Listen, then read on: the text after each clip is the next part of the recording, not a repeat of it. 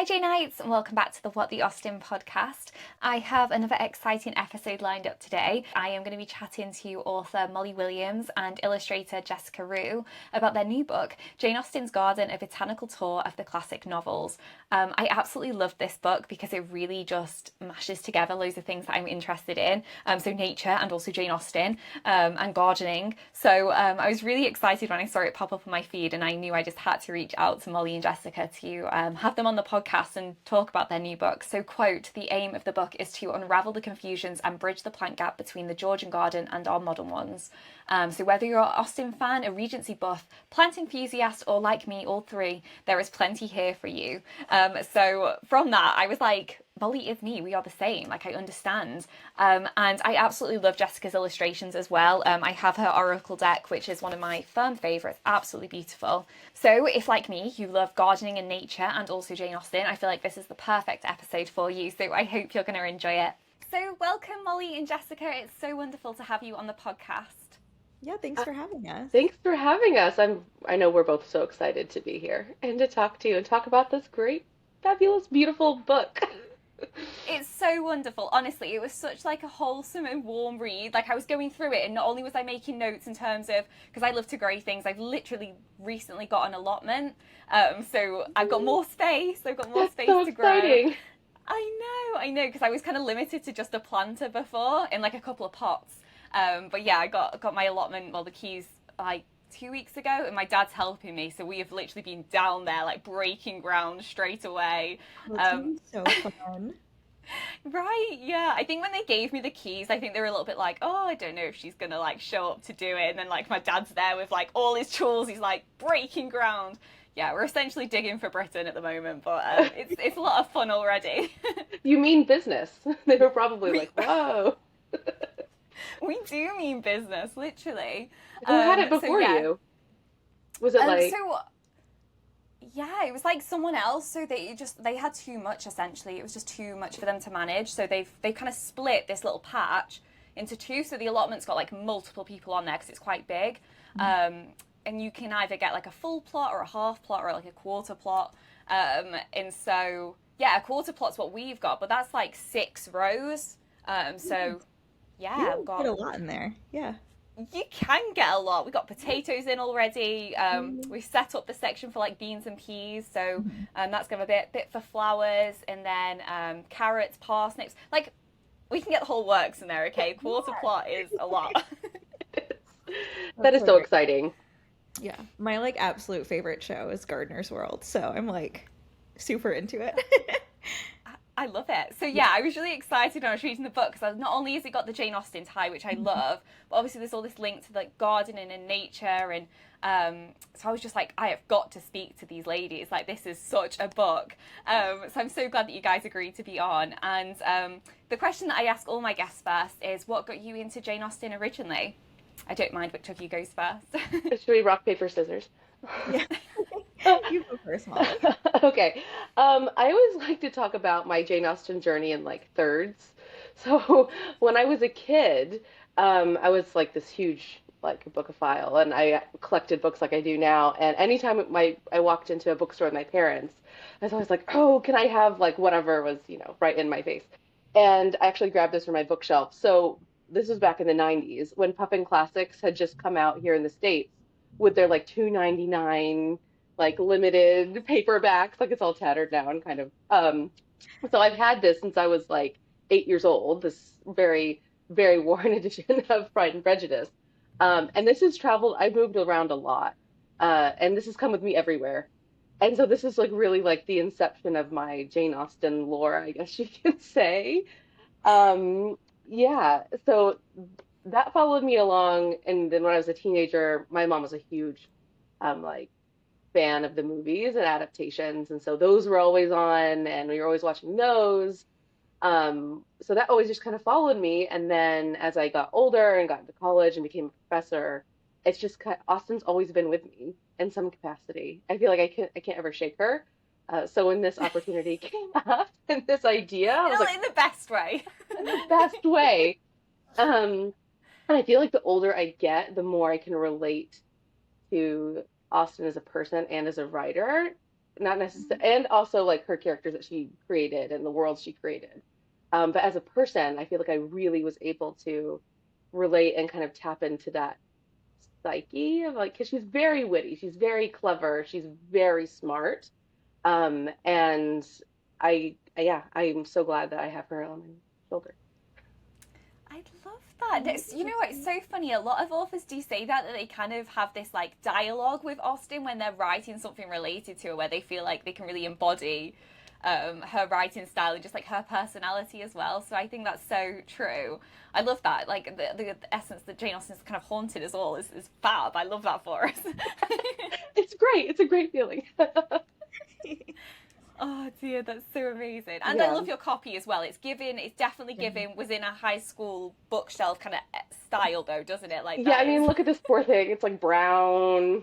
It's been to Chicago, it's been to LA, it's been to Florida, it's been here in Boston, it's been back at home. My my parents, when I was kind of traveling around too, I had a whole like a big plastic bin of all of my high school books, and it was there in the barn. Like they have a big old barn, and it was upstairs, like in the top part of it for a while. So there was like spider webs, and it's been so it was meant to be. I like to say, there she is. I love that. It's a Yeah. family heirloom. That's what I like to say about my first copy of Pride and Prejudice. Like it looks rough, but it's a family heirloom. Okay, it's gonna stand the test of time. I feel like the rougher the better. I feel like I'm not nice. I'm not nice to my books typically. I like to beat them up. I feel like that's what the I'm using them for their purpose. I'm a Yeah. right in the margins, dog ear. Yeah. Yeah. Yeah, that's me too. Yeah, Yeah. definitely. Break a spine or two kind of person. Yeah, that's me. Yeah. Absolutely. Just Oh, what I about love that you? though. Yeah, Jessica. Yeah, what got you into Jane Austen originally? So it's kind of silly, but there was this TV show when I was little called Wishbone, which I don't know if you had it in the UK. I don't Okay, think so. so the premise is it's a dog, and he has little dreams where he is the main character in different books. And so he's like supposed to introduce kids to classic literature. And there's a Pride and Prejudice Wishbone episode where he plays Mr. Darcy as a dog. Don't. Yeah, and I absolutely loved Wishbone. I thought he was the coolest, and all of the episodes are all like classic literature, so it's actually really funny and yeah, Yeah. just so sweet. And so I just really loved that, and then I don't remember what the first time I actually read Jane Austen. It must have been in high school, I would think. But I know it was Emma because Emma is still my absolute favorite. And yeah, I think in 2020 during the pandemic, I started rereading all of Jane Austen because I was like, it's just a very like comforting kind of thing, you know? It's like I've read them many, many times at that point, and yeah, it's just so great to have them. And yeah, and I think Emma was the last movie that I saw in movie theaters The before. Yeah, 2021. the Yeah. 2020. Yeah, What before an the amazing pandemic. adaptation as well. Yeah, so beautiful. The costumes are incredible in that one. And yeah, so it's just, yeah, always kind of been around. That's so funny that I'm not gonna lie to you though, the Yeah. wishbone thing, that's probably one of my favourite answers to this You have, question. it might be on YouTube or something, and you're going to have to look it up and You see need a to. dog play Mr. Darcy because he does a Honestly, fantastic job. I've The got to costuming is watch this. Yeah, the costume is really good. It's surprising, yeah. Honestly, this could take me a whole deep dive. Like, Yeah. watch my Instagram space because, like, it could all Yeah. just be like become this whole thing about which wishbone. It might be the best adaptation. I don't know. it might be. I think I'll it's up there. I love that. That's amazing. And just because of the essence of the book as well, I'd love to know what got you both into nature and gardening. That would be fab as well. Just you go first. Sure. So my parents were always big into gardening, and so we would always spend like Sundays gardening together, which was, as a child, I hated it. But as an adult, like the older I got when I was in college and my first few years out of college, I was, you know, I just ended up really missing it and missing that connection with nature. And I was moving around a lot then, and so everywhere I went, I tried to have like a couple plants, whether they were house plants when I was living in New York, and then I moved down to Florida for a bit and had, you know, a lot of like citrus and fruits and those kind of trees. And I live outside of Nashville now, and I have a big garden, which is great. And you know, it just kind of it just kind of you get more and more plants. You can't help it. And I'm always adding more and more things to the garden. Like this year, I really want to put in a pond, which will be the big Ooh, project. But we've pond. got a bunch of raised beds and flower beds and a greenhouse now, and it's just my absolute favorite thing. I think it's so good for your mental health to like spend some time digging in the dirt.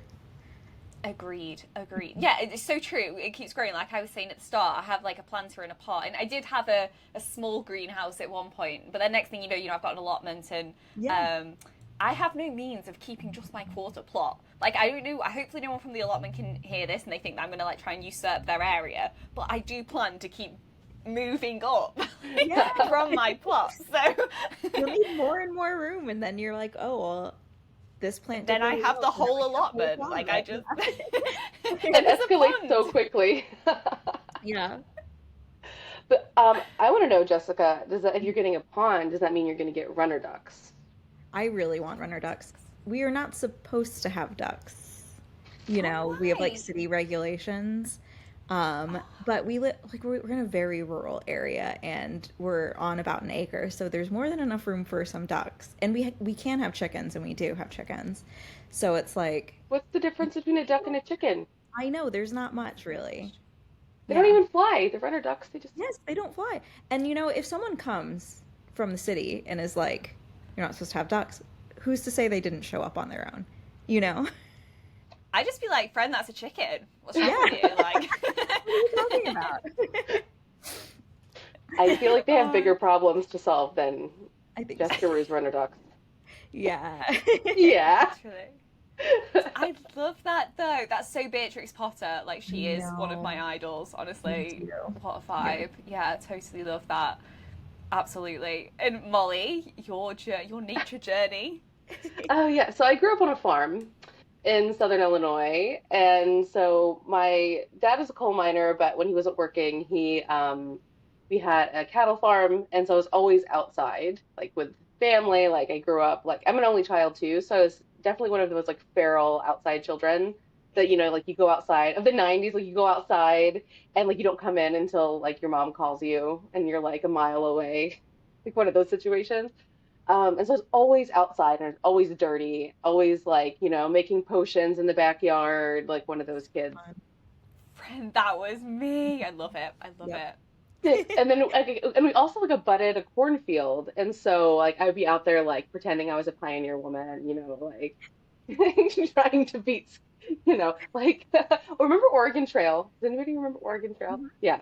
No. Okay. Oregon, it was this great This is gonna be like a cultural like Yeah, I think this is barrier it's we're a very getting right now. American game. So it was one of the first computer games.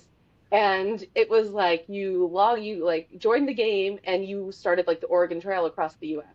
So you like started in St. Louis and like it was like this like POV game. And so you're going across the West and something you might ford a river and you all die and you have to start over, or you might all get dysentery and die. Yeah, you're like in a little pixelated covered wagon and you're just kind of hopping around. Yeah, so I was always pretending like I was on the Oregon Trail, and so that's where it started. And my mom is like an avid gardener, and when I was in high school, she actually started a flower farm, and Yeah. so a cut flower farm, and so I was always out in the field helping, and I didn't like it at first. She tells the story where I told her that she was ridiculous and it was never going to work when I was in high school. Oh, I can't. brutal. I was like, I'm sorry, I don't remember saying, but she just Scarred your retired. own mother. Seriously.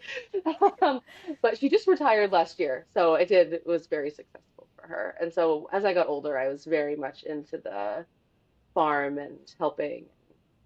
So flowers and plants and nature has always, been in my blood. And my dad, every time he'd have like a day off, we'd be out in the woods, like, playing in the creeks or like digging for rocks. I mean, I had a box of rocks underneath my bed, like an old shoe box. I think I still have one actually. These objects. Yeah. So it's always just been like in me. So, and then when I started my writing journey, I always knew I wanted to be a writer, but I was always trying to find a way for words and plants to kind of intersect. Oh, I And love that. the way that I was, I don't know, I in school, again in college and in my programs, I never really thought that that could be a thing. Because it was always like, oh, you have to be a very serious writer and you must have all of these prolific thoughts and you can't. So it's been a journey in that sense. But I was finally able to like come around in my brain to be like, I can make everything that I love and I can put it all together, and that's totally acceptable. And people love And it. other people will love it too. Yeah. Yeah. So and a That's very like acorn, that's it. Yeah. That's so amazing. Yeah, when I read the book and it said about like your mum's cut flower farm and stuff, I was like, oh, that's so magical. Like I would just love that.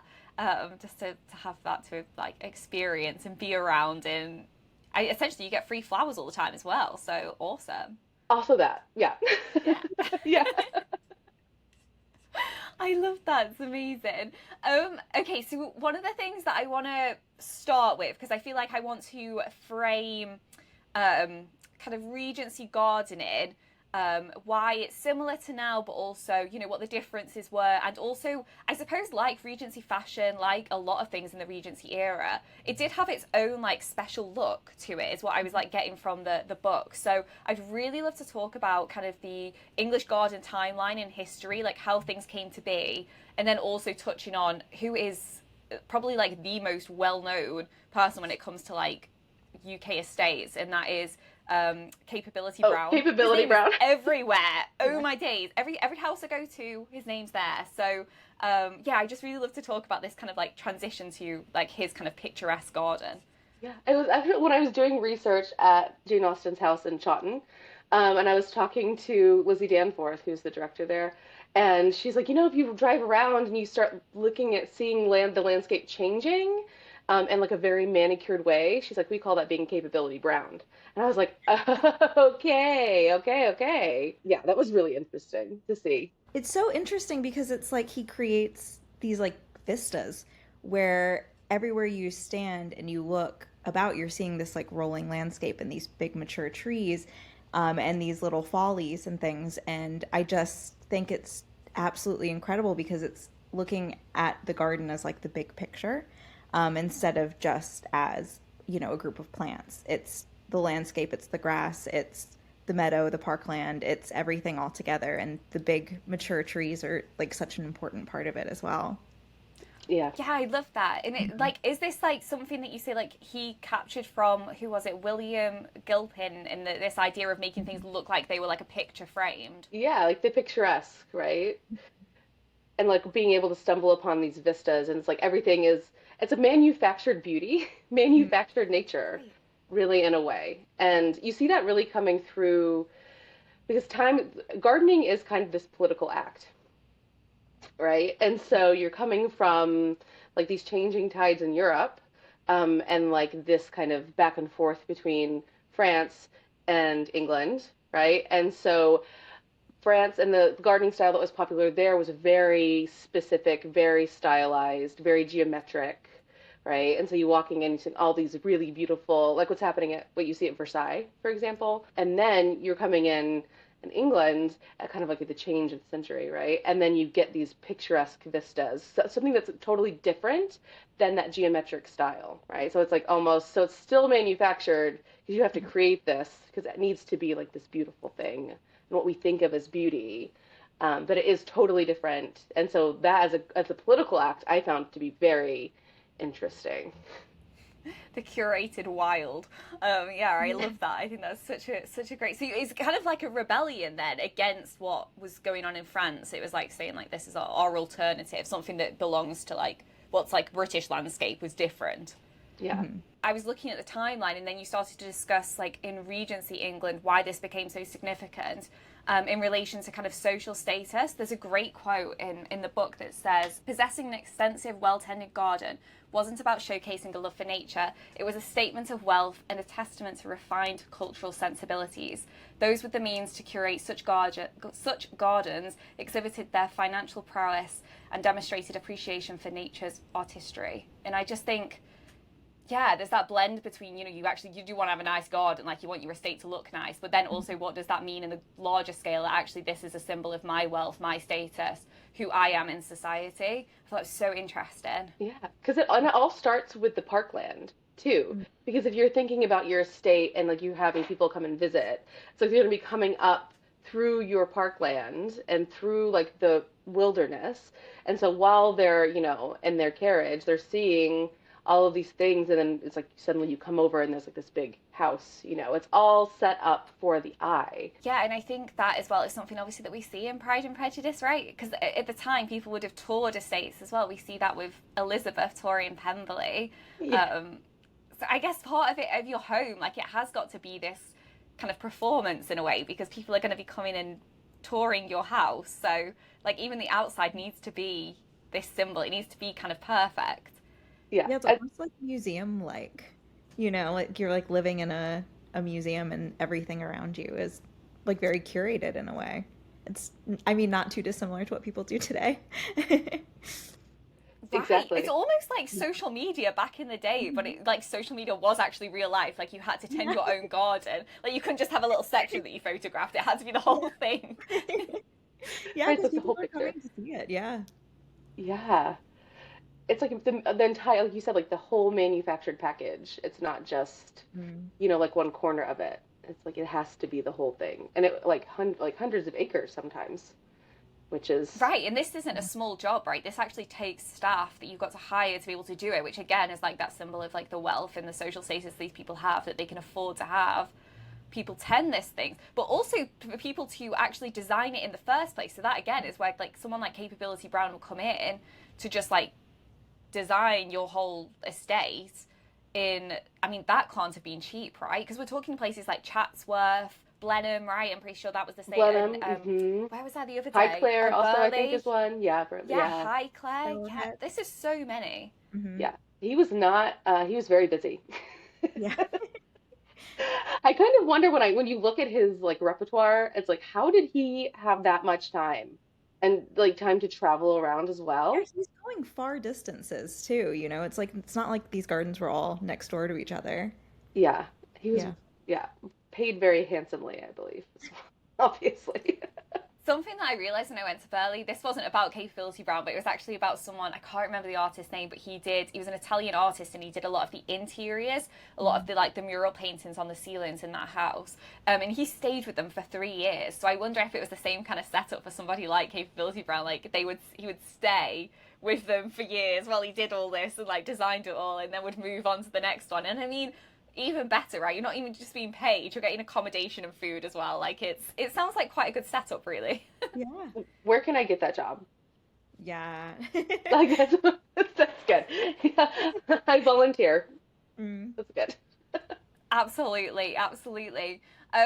Something that I'd love to chat about then, Jessica, about your illustrations in the book as well. There was a word that came up which I actually hadn't heard of before, and it was what is it? Floriography. So it's like Yeah. the language of flowers. Hmm. In I was really like looking into this in the sense of like your illustrations of these flowers as well, in just like how you go about kind of illustrating when it comes to like nature and what you want to capture in that, and how I mean, you've got such a unique style, so I just love to just chat a little bit about that in relation to this language of flowers. Yeah, absolutely. So, Floriography is the first book that I wrote and illustrated, which is really fun. And I was always obsessed with the Victorian language of flowers, in which each flower had a specific meaning. And I was always really curious about the why behind it, like why we use roses for love and why, different flowers had these different meanings, and some are funny and some are complicated, and yeah, they can get really dramatic. Like I think hellebores are "we shall overcome scandal and slander," which is so beautiful and fascinating and a beautiful flower. And so I just kind of really love those deep dives into it, and a lot of it comes from things like history and mythology, folklore, literature, and those kinds of things. And a lot of the times when I approach the illustration with the artwork, I try to think about the meaning and those things. And a lot of the flowers are ones that I grow myself, so I get to, kind of take my own reference pictures out in the garden and work from there. So I have a little bit of a basis of what they should look like in real life, how big they are, and that kind of thing. I love that. Yeah, something I love so much about your illustrations, because I was saying to you as well, like your Oracle deck. I Oh yeah. Oh my God, I love it so much, So honestly. I amazing. literally pulled two today. I got the Ooh, dragonfly and the pansy and the frog perfect. and the lotus. So Oh, those are um, great. balance and, be open to change. Yeah. But what I love about your illustrations is that they almost seem textured when you look at them. Mhm. And so I feel like there is such a realness about them. Like it does seem so lifelike. So I mean, I think that's great for a book like this, where you're Yeah. talking about like nature and plants and stuff. I just really love that. So I feel like that does come through Oh, I'm your so kind of glad. your love of this, and also like you said, where you can actually get up close and you can see these plants and then translate it into illustrations. Yeah, it's like the Um, texture of things I've always been like really fascinated by. And so the way that I work is it's kind of like half traditional, half digital media. So I do like a graphite pencil drawing, which gets all that texture and detail in, and it kind of establishes the pattern of like light to dark and the shading of the piece. And then I will scan that in and digitally paint underneath the pencil drawing in Photoshop. So I use like a tablet, so it's like drawing, like painting with like a paintbrush, but it's a little, pen essentially, that translates like the pressure and opacity and things to the screen. So that's how I add all the color, which, I use like a very limited kind of color palette with a lot of like really rich, vintagey kind of colors. And it's just kind of what I've always loved myself and kind of how I see the world too. I love that. No, I think it's absolutely Yeah. It's beautiful. amazing. I We mean, come just said on, like in look at awe. it. It's so beautiful. I know, and I'm gonna put like close up images Oh, like yeah. from like some of the illustrations that you've put in onto the video, if that's okay with you guys, Sure. just so people can really just immerse themselves into what we're Yeah. describing here. Um, When but I first in saw this Go on, book, when Molly. I first got my copy, I cried. I Oh, did. I was like, this is the most beautiful thing. Like I feel like I'm just so lucky that that Jessica got to come on board and illustrate this oh, project. well, it's so fun. It's a dream come true for me because I'm such a big Jane Austen fan and I'm a big fan of gardening. So it's all of my interests really combined into one histoy and Yeah. all of that It was so literature. funny because I love this story because I was such a fan of Jessica's before our the publisher put her onto this project. And so I was like, wait, what? Are you serious? Like Jessica Roux is really gonna be the one illustrating this? It's so And funny so because I see your books literally everywhere before I started on this and project. I Like I see see yours. your work and I've read your books before. And so I was like, oh, it's so perfect. And then we became like best buds. So Yeah. it's really strange. It's a We have like kismet. the same, we're the same person, just in different bodies and places. It's really weird. We went to like when was that? Like a month ago. We finally Mhm. met in person and in Nashville, and my mom came along too. And like we were talking and we left. I don't know if I told you this, and mom was like, "That was really weird because like you guys have the same mannerisms and We're like the very same like cool. Yeah, we have very similar interests, and yeah, it's odd. It's but a good match, though. yeah. No, I love this. This was something that I was going to touch on later, but I want to do it now because you just naturally brought it up anyway.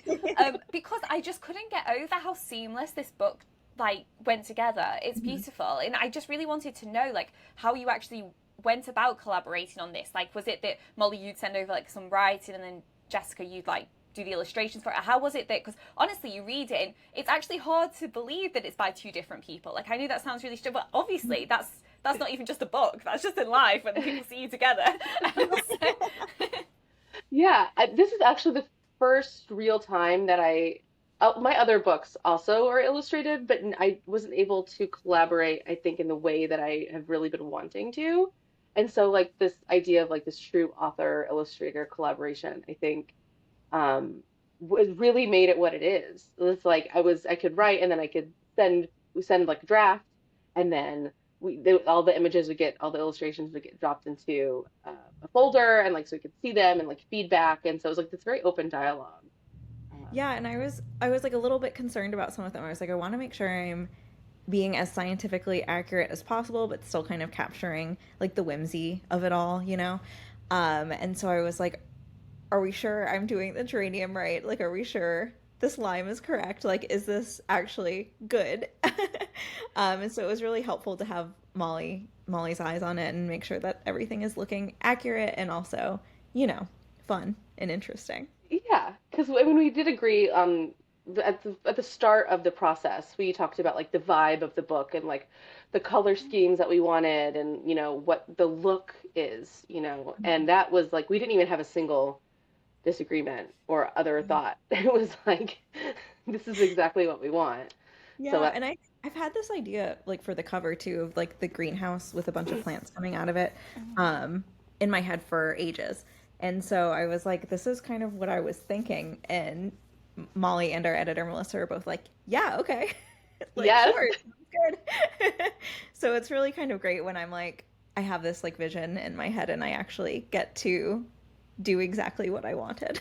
Because it's a rare thing as an illustrator, it's you have a lot of eyes on the work, especially when you're not the author of the book as well. So you have a lot more feedback and input. So it's fun. yeah. Yeah, it's always great when it I comes get together that. seamlessly. Yeah, divine creation. It's like when you can do stuff that's in your mind's eye. I love that so much. Like I literally say that to sometimes when people come on. I'm like, I had this episode in my mind's eye. Like you don't realize I thought this up like 2 years ago. Yeah. So I totally get it. There is a beauty of being able to actually express something the way that you want to. So I think that's amazing, and I love that you guys brought that up because I was like, it feels like you're the same person, and Yeah. you've like created this. Like it's seamless. There doesn't seem to be this like um, separation or disconnect at all in the book, which I think I have experienced in other books, especially books like this, where it is like nature, and sometimes there can be a bit of a disconnect between the illustrations and just like the words and how somebody's, describing like plants and things. So yeah, I love that this was just felt so cozy and just like, yeah, tight. I loved it. I just want to stick in on like the idea of like flowers and everything then. I loved a lot of the kind of antidotes in the book, especially like the idea of how different flowers were used in the Regency period. So, for instance, for gifts, and also I'd love to chat about lavender water and their properties and like the use of lavender water back in the day.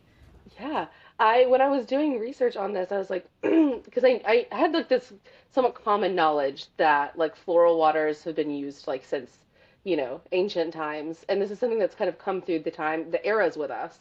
And because a lot of, especially like lavender water, like rose water, violet water, like when you make it, it has like this natural astringent property as well. And so it's also like, does it smell good? Does it make you not stink? Yes, right. Can you have it around to like wash your hands in and like dab? Yes. And wash your hair with. But it also kind of is like a, hand sanitizer type situation too, which I thought was really interesting and the development of like technology, if you will, and this is something that we've had forever. So, and you can walk into, any, I don't know, we have like Ulta and Sephora or like any department store and get some version of scented water today, and they are charging you like $30. But Yeah. and you can make it yourself, Yeah. You can make it yourself, and the recipe's in the book. This is why you should be getting the book, This is guys. why, So you can do yes. this yourself. Um, so, like, but in the region, so they would use it as like a perfume, as like something to bathe in, and then also you said they would put it in wigs so that your wig wouldn't stink.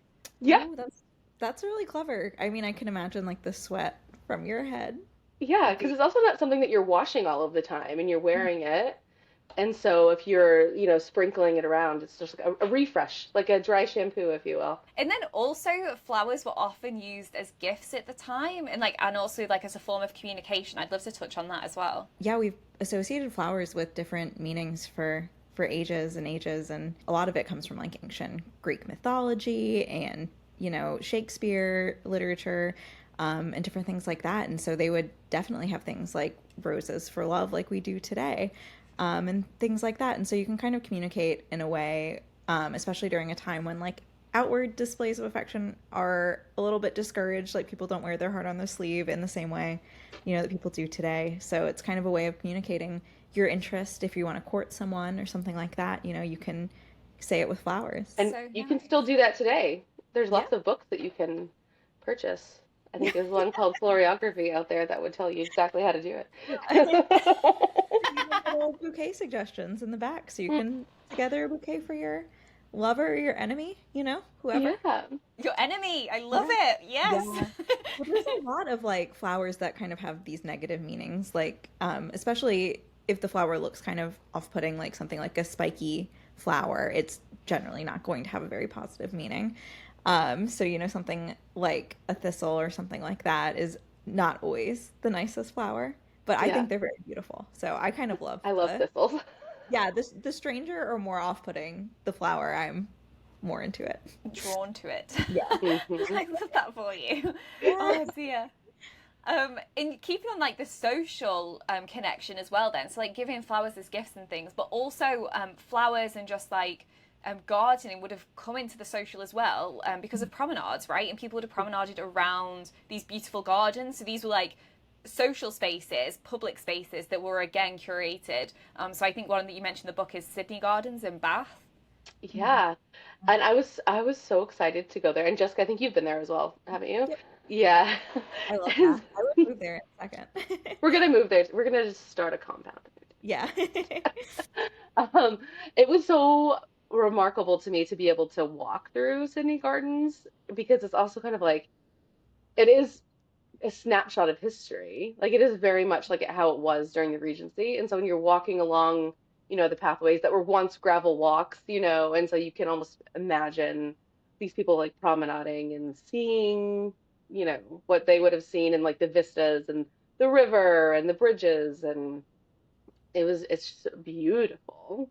I And I think think. the thing about like Regency Gardens and what they do so well is that it's like a sensory experience, So you're like thinking about things like smell with, the beautiful florals, you're thinking about your sight lines and what you're seeing, what you're hearing, the crunchy gravel as you're walking, the sound of rivers and things like that. It's like a completely sensory experience. And so, I think that's such a beautiful thing, and what Regency gardening does so well is it kind of brings all the senses together.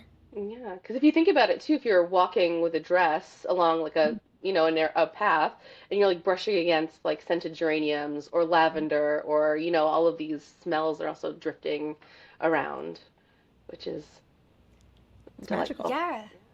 I love that. Yeah, even before you said that, I was thinking, yeah, when you're walking around, you've got all these flowers, like it would just smell amazing all the time. Mhm. Like you would have all these different. But I love that the idea of like a Regency garden being more like a sensory garden. I think that's so Yeah. true. Yeah, Yeah, and I think that's sensory so gardens are lovely. so popular now too, so it's kind of interesting to see, what trends are coming in the gardening world. Yeah, I was literally thinking this because I was reading one of Hilary Davison's books on Regency fashion, and I was thinking about like elements of like that have come back through like because that's what happens with fashion, right? It's kind of like churned back in and out Mhm. as we move through. But I suppose with gardening it'll be the same. It'll just be so much more subtle that you might not notice it to the same extent. But yeah, it's stuff like that, right? Or I suppose even now, like we do have parks that are still like curated, and like the National Trust, like their team of volunteers and staff who work on their gardens, like incredible. Yeah, amazing. Yeah, they're a remarkable resource as well. Like for anybody interested in gardening or just you're curious about what you see out there, it's like the Mhm. website's phenomenal. Yeah. Yeah, Yeah, and the yeah, Woodland their Trust as archives are well. so Yeah. good. The Woodland archives and. Trust, or Mhm. even just like actual shows. Like if you think about like the Mhm. Chelsea Flower Show here, like that's like massive, and it's like filmed on telly, and it's like you know what I mean? Yeah, that's my It's, dream to go to Chelsea. We're gonna go next year. We've already decided. I Yeah, love it. No, yeah. Yeah. I've always wanted yeah, to and go. Have you been? I've never been, but it looks amazing. I think I would like to go as well, so maybe I'll come with you next year. Okay, this could be. Okay, we're setting this up now. This is gonna happen. We're all Maybe going Molly to can Chelsea. apply to design a Regency garden. Don't. Does this need to be secret? Should I cut this bit out? Because this could be. I mean, I mean, I'm pretty sure anyone can apply with their garden I plan. Just think you saying. can. Yeah. yeah. I think you guys should do that. I feel like that this is Yeah. a plan. This is an absolute I'm plan. actually. My brain is like, okay. I always tell people like if I wasn't an illustrator, I would want to be like a landscape designer or gardener kind of thing. Yeah. It's We. just such a cool job. Yeah. Yeah. Yeah, and actually now I'm thinking about it, just this idea again of this like gardening and just like nature being like more kind of performative back then. Mhm. How that's actually still the case a lot of the time in the UK. Like we just talked about like the National Trust, like Chelsea Flower Show. But then I'm even thinking like on telly, like you were saying you love garden as well, but I Yeah. mean gosh, we have so many shows like Country Fowl every Sunday. You know, Mhm. we're absolutely immersed into the natural landscape. So it's definitely not something that's like lost, which I And actually think people is really nice. And I believe people open up their gardens like a few weekends a year, like is it through the National Trust? I'm not sure, but it's or the National Garden Scheme. And Oh. people can like visit, you know, strangers' gardens and walk through them in a very curated kind of way. I love that. I Mhm. know that like the estate across the road is not a national trust, but they do like Mhm. a snowdrop walk, and then they also do like a bluebell walk as Love well because that. they just have like these like amazing displays like over the. Well, it's not really even display. It's just like well, it is. It's like a Regency display. It's a wild display, curated wild. So which is just like lovely, you know. That's like amazing that you can go and you can have a look, but they only do it like at certain times so that we're not like trampling the ground constantly. Yeah. But it is wonderful, and yeah, it's just making me really think about how a lot of that's not really changed now that is. And I suppose that's what you were getting at as well, Molly, at the start of the book. You were saying like I want to bridge the gap between the Mhm. plant gap between now and then, that it's not so dissimilar, even though it seems like such a long time ago. Mhm.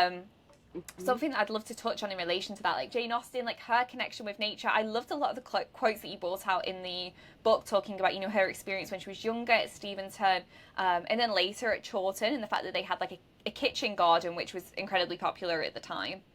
Yeah.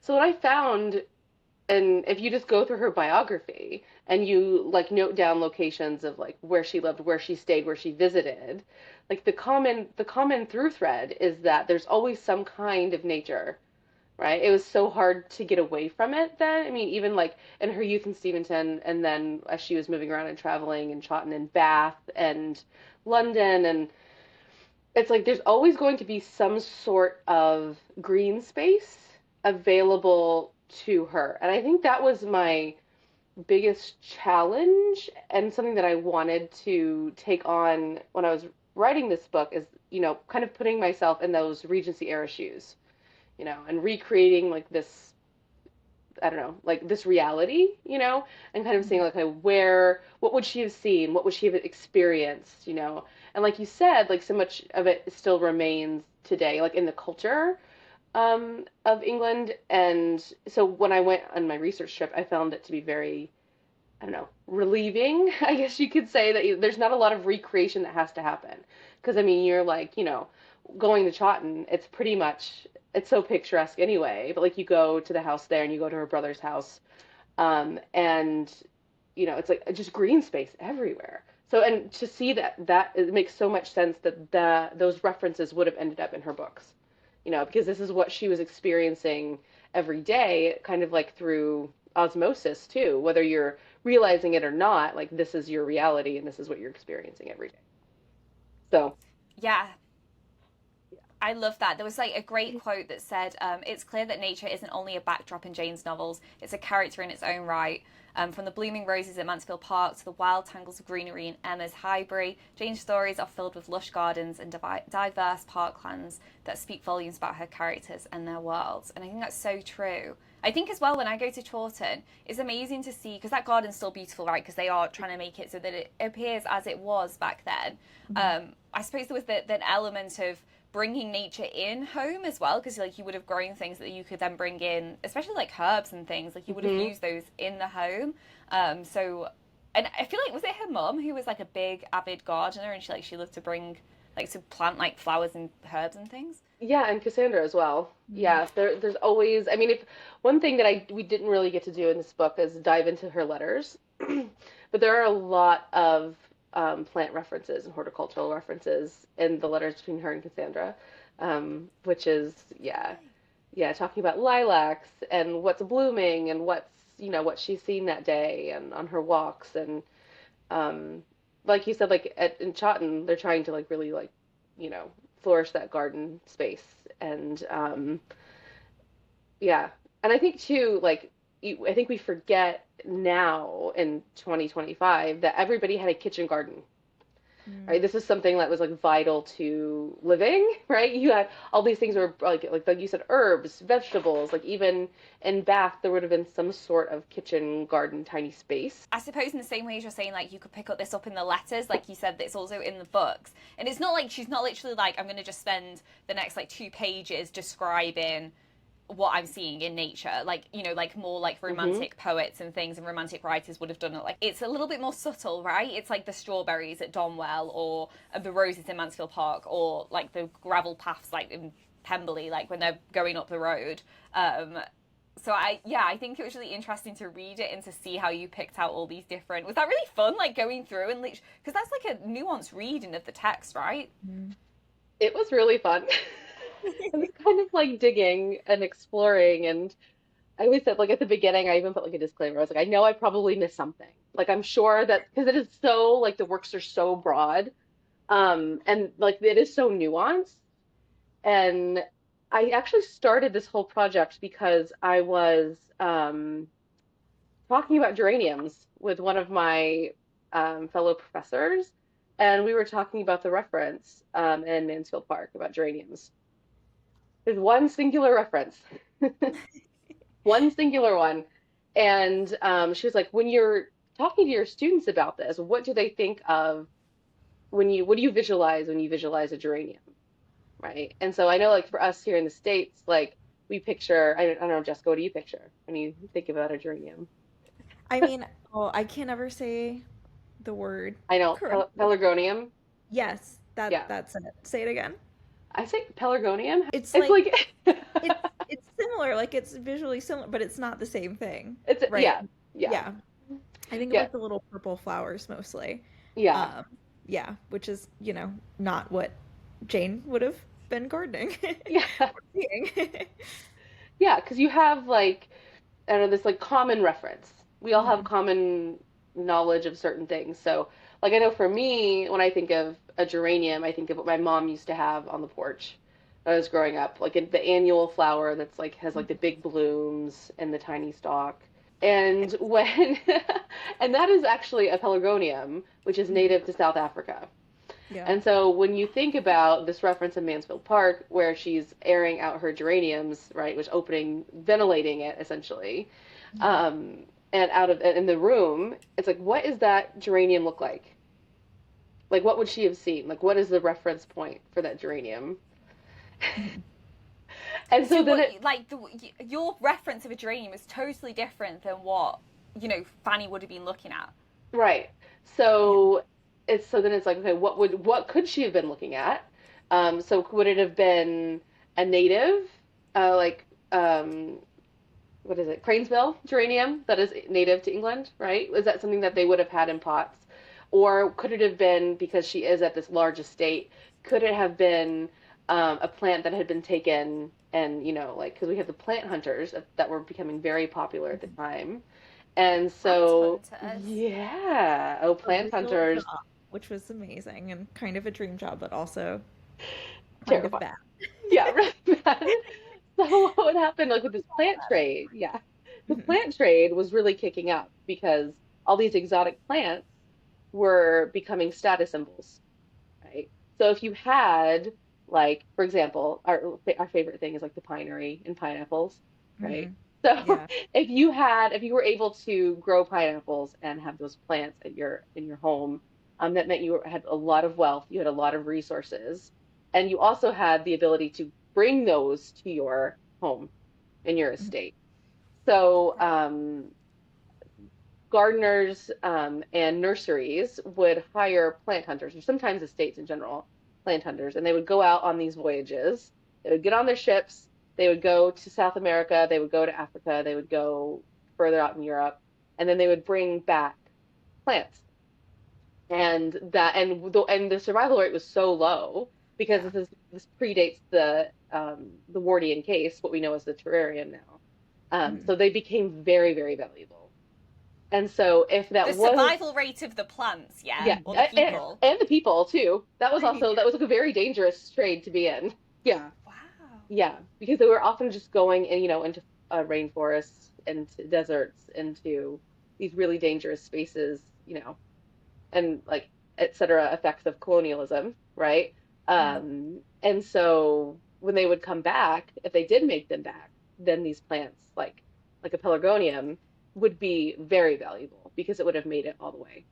And then they would, you know, propagate, germinate, and you know, keep the plants around. But that still that because horticultural science and botanical science was still, you know, in the very discovery phase. It was tricky. Right. But it was Yeah. Hmm. becoming so popular as well. Like Hmm. botanical prints and things were starting to become like super popular then, right? And people like actually Mhm. making books about this. It So I suppose then, exploded. if you're like a right, if you're a wealthy Hmm. person, read one of these books and you're like, oh, I really like that plant. I'd like one. Yeah. But it's like Yeah. on the other side of the world, and you've got to hire someone to go get it. Yeah. And Yeah. Stour had House too, which their gardens were also a capability brown, design. They have I think the largest collection of pelargoniums in the UK, or like kind of the most varied Hmm. collection, something like that. Which is so fascinating because you can go and see them today in their little greenhouses. It's very cool. Isn't that so cool? Yeah, it's amazing. Yeah. That is so cool. Oh my Yeah. goodness, honestly never knew that. It was Yeah. just like one, when I was reading this as well, what really, I was thinking about how, you could focus on, say, the strawberries it Mhm. done well and that was like pulled out. Then I was thinking about it from your book to adaptation as well, because you were talking about how the potato kind of took off in the UK. It was like super popular. Oh my God, it made me think about the 2005 Yeah. adaptation where it's like about the excellent boiled potatoes. I was And like, it's oh my not God, in the this book. No. but I was like, this is actually accurate. That's like such a good Yeah. ad because we all joke and laugh about it. But then when I was reading about like the craze of the potato, I was like, that comment actually makes so much sense. I know. It does. And it's like the most iconic comment as well, the most iconic line that it's like not actually in the book. Right, literally. Yeah. Literally, I was like, that's so crazy. And they just became popular because they were just like a good like starchy food. Yeah. Mhm. Yep. A good vegetable to live on. They're just Illustration's like such my favorite, the potato the illustration. It's potato. so funny. I was working on the potato illustration when I was visiting my family, and I was just drawing on the couch, and my sister looked over and she was like, "Are you drawing a potato?" And I was like, "Yeah, that's exactly right. That's my It's a job. I draw potato potatoes." feast. Yeah. But I'd love to talk as well about the illustrations, Jessica, that you did Mhm. of the characters and like Jane Austen Oh herself. yeah. Like, did you again like go through the books to try and get descriptions, or did you just have a feeling for how you wanted them to look for you? A little bit of both. So I did try to go back through, and if, someone said that they had light hair or dark hair, light eyes or dark eyes, something like that, I would try to pay attention to that. But then I always have an idea in my head of what these characters look like. So it was really fun to get to do the little character portraits and, think about what Jane would have looked like as well, because we don't have photographs, and then, the few drawings that we do have of her were said not to be super accurate as well. So, it's interesting. You kind of get to use your imagination a bit when doing something historical, which is a rare thing. Yeah, I love that. It's so funny, yeah, about the portraits, where it's like the Mhm. one that they feel like is the most accurate is the one that Cassandra did, but then her Yeah. nieces were saying that like it's not a good likeness of her, so Yeah. it's like even that one's not so great. Yeah, it's like who knows what she actually looked like. Right? It's like Mhm. so wild. I Yeah. love your illustrations of it though, and I will absolutely add these onto the screen as well so people Yeah. could just like have a look. But yeah, absolutely beautiful. And I love that you used the blue dress because that is in one of the illustrations that we do have that Cassandra did from the back, right? Like we can Yeah. see like her in this like blue dress, which is beautiful. And I feel like that's just the color I associate Jane with, is like that blue color. It's such good illustrations as well of just like Regency attire. Oh, And I that was love that so too. fun. I love Yeah. that so much. Like I love historic costuming and things like that. So I love it's it. I No, it's love the color absolutely amazing. choices that you made yeah. because I think that if we how can I phrase this? When we think of Regency, right? I think a lot of like the common like thought process is like, ooh, pastels, ooh, Mhm. Right. right? And I'm so glad that like the jewel tones really come through. Yeah. That I made me think really happy. people don't have a sense of like how fabric colors might fade over time too. So like what you see in like a museum collection or in like historical archives, it's not completely accurate. Like the colors are always more saturated than we think of when we think of the past. Hmm. Yeah. And they were really adventurous in the Regency era. Like Yeah, they they had didn't they fun. They did with Yeah. fashion. Yeah, they loved it. They were all about it. And also, what I love is they look real. They look more like portraits actually that you see when you like tour houses. Is people don't necessarily have perfect features, right? And I feel Yeah. like you really pick up on that in your. And I love that because like when you see these portraits in these houses, like they do. Like people they do kind of honor like some like not so perfect features sometimes, which I actually appreciate. Yeah. Yeah, I want them to Absolutely. feel real, but also, illustrated in a way. And Yeah. whimsical and fun, because I think, Jane Austen's books are fun, they're witty and they're enjoyable, and you really get a sense of who these characters are as like fully developed people. And they have flaws. It's kind of the best part. Absolutely, absolutely. I tell you what does not have flaws, this book. So do you want to let everybody know where they can get a hold of it, both in the US and the UK, and if it's going to be available worldwide? Yeah, just let everyone know. Yeah, so it's available anywhere that you can get books in the US. Your favorite bookstore, yes. Online, I'm sure your favorite local bookstore could order it for you if they don't have it on the shelves, but a lot of people are stocking it on their shelves. And in the UK, I believe that it is stocked at Waterstones, which It is, is. I checked. did you I check? You checked? checked. Okay, yeah. So that's I very checked on exciting. Waterstones. Here we go. Do-do-do. Waterstones. You can Ooh, get in it, and stock. you can get your Waterstone points. So Important. Get your points. get the points. Yeah, so and I think that there's some things in the works for more European publications, I think. I'm not sure exactly which territories. It's interesting because it's like Absolutely. the translations, they always take a good amount of time to translate, and then the amount of time it takes for a book to get printed and bound and published and in stock in different places, like it can take a while. Yeah. And so I always know, some of our international fans are disappointed when books come out only in English at first, and it's like, just give it time. Like, translations happen over time, and a lot of times, like, these publishers in other countries, they want to see the book first before, they make a decision as to whether or not they're going to offer to do translation rights. Yeah, Yeah, so just be patient. be patient. We are I love doing some I love events that. as well Mhm. around, so that's exciting. Yeah. And yeah, we've got like the Jane Austen Society of North America has been really great. And so we're doing some events with them, and in May we're closer to Nashville and like the Kentucky region. We're doing an event down there, and then Jessica's coming up here to Mhm. Massachusetts, and we're gonna do a weekend full of events. So anybody that's around should look into that. Yeah. It's really exciting. And then I'm going over in September. I'm still trying to get you to come with me. I want to. It's just like, Oh, logistics. Yeah, I know. logistics. I know. So Yeah. I'm doing a talk. Right. I'm doing a talk in Chawton in September, which is really great. I think it's going to be on the 14th, Mhm. and then we have a Ooh, virtual talk also booked on the Yeah. 16th. And I'm it's September again. Yeah, that's Mhm. September, and Amazing. yeah, there's a lot of things in the works. And I'm also doing something. I'm not sure exactly what yet with the Garden Museum in London. Their literary festival this year is I'm doing something with them as well. What So an amazing resource too, to have a gardening museum. So that cool. place is I have never amazing. heard of this. I am gonna just make a note right now because Yeah, why you have I should go never and check been it here? out. You need to It's a go. really cool building too. Yeah. Oh, it's beautiful. Mhm. Yeah.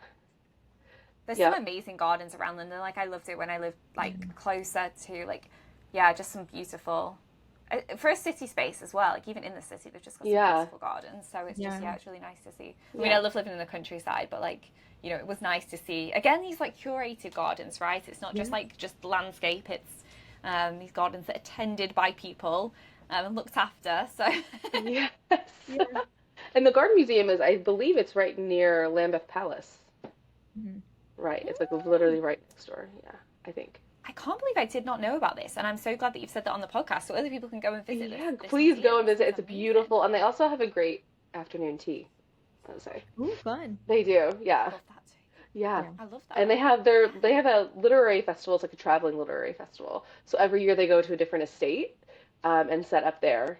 So I think this year it's, I don't know if I'm going to pronounce it right. Isford House, Isford, in Wiltshire, Oh, I think. I've not heard of it. No, but that sounds Yeah, amazing. it's That's beautiful. so cool. Yeah, I'm so Yeah. excited. Yeah. So So much exciting things happening. we just And the best year for this to come out, 250th anniversary year. So 209. perfect. So perfect. It was really was kismet for that because it was actually supposed to come out the year before. So we pushed it. And so this is it's very smart actually. Yeah. Yeah. Stop it. Yeah. So Oh dear. it is But yeah, very it's amazing. Do you want to let people know where they can find you on social media so they can keep up to date with all of these events and everything? yeah. I'm most active on Instagram and my handle is at the plant lady with an I. Yes, love Maybe. that. Ladi, yes. And on Instagram, I'm at Jessica S. Roux, which is Roux. And then my website is jessica-roux.com. And I've got a tab for events and things like that. And if you like sign up for my newsletter and things like that, you'll get like a brief about what events are coming up that month and in the future too. So that's always helpful. You need to Um, teach me your ways. yeah, I mean, ugh, newsletter stuff is a pain, but You have so much patience that I don't have. Oh, and me too. Yeah, Yeah. I'm just like, as you can probably tell from my emails, where I'm just like, so come on, it's just gonna be like a conversation. Like, if I can get the book, have a look through it. Yeah. Like, we'll figure it out on the day. Yep. I'm really hoping to Oh, get, because it is like, I know we were talking about like the US audience and the UK audience, and I really am hoping to like gain some traction in the UK as well, mm. which I think is an interesting territory. I think. Well, I'm telling everyone about this book. I can't tell you how excited I was when I saw it pop up on my feed. I was like, what? This is like a dream come true. And it's so the timing is just so surreal too, because I'm moving to Cambridge in the fall to start my PhD, and so I will be Oh my around. god. So So exciting. yeah, So That proud is of so you. exciting. Oh my goodness. yeah. So we'll have to Wow, meet. so you're going to be here. I'm gonna be Yeah, here. Yeah, yep, yep, definitely. yeah. What's your PhD? What are you doing it on? It's English, so 19th century literature, and the references of horticulture and how they kind of collate with eco-Gothic sort of Ooh, vibes, and like what do the references mean? So it's like a continuation of my research, just on a more academic level, which is I love So it. yeah. cool. So you can, anybody out there Excellent. that's like, I can't put these two really weird things together, you can do it. Hmm. There's proof here. You Yeah. can do it. Yeah. Mash your hobbies. I love it. Yes. So I'm It very will fit. excited. Yeah. No, that's so amazing. Thank you so much to both of you for coming on. It's been such a great conversation, and I love the book so much. I have a PDF, obviously, because we wanted to do this before it came out in the UK. So I'll go and grab mine from Waterstones now and get my points. So I'm well excited. You have to send us the I'll just picture of parade it it on the around. shelf. I always love I will. shelfies. I will. I know. I'm absolutely going to get some cute photos. I actually, my nail tech, she's absolutely incredible, but she always does like plants and stuff. So I've got daffodils at the moment for Love that. I'm having them done again on Thursday, so they're a little bit overgrown. But yeah, I've got daffodils this month. I had snowdrops last month, so I'm not yet decided what I'm going to have on Thursday. Maybe blossom, but I'm not sure yet. Ooh. But you'll find out what I have because I'll have your book in my hands. So. I'm That's so awesome. excited. This is so Yeah, great. thank you so much. Absolutely. But yeah, thanks so much. And that's everything from us today, and I will see you in another episode.